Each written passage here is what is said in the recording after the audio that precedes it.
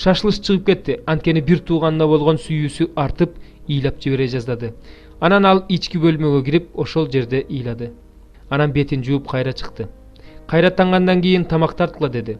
Ага өзүнчө, аларга өзүнчө жана бирге түштөнгөн мисирликтерге өзүнчө тамак тартышты.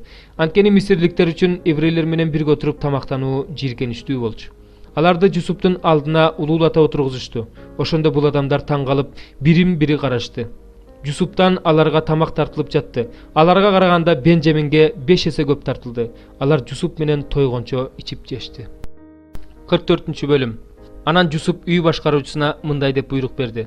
Бул адамдардын каптарын алып кете алышынча эгинге толтуруп, ар биринин күмүшүн өз кабына салып кой. Ал эми менин күмүш чөйчөгүмдү кенжесинин кабынын оозуна эгин сатып алган күмүшү менен кошо салып кой.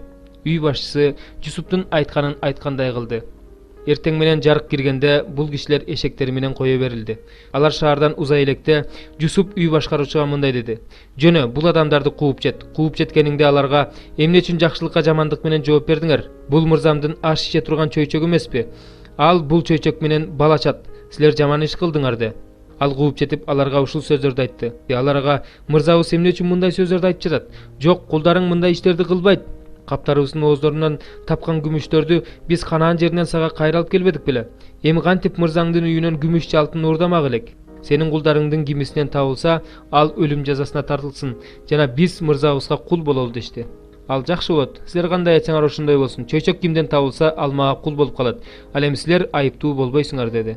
Алар өз кабын шашылыш түрдө жерге чүрүштү. Ар бири өз кабын ачты. Үй башчысы бир туугандардын каптарын улуусунукунан баштап кичүүсүнүкүнө чейин тинтип чыкты. Чөйчөк Бенжаминдин кабынан табылды. Ошондо алар өз кийимдерин айырып, ар бири өз жүгүн эшегине артып шаарга кайтып келишти.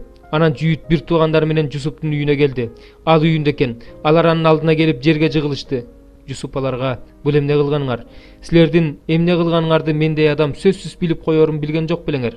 Мырзабызга эмне айтмак элек? Эмне демек элек? Эмне менен актанмак элек?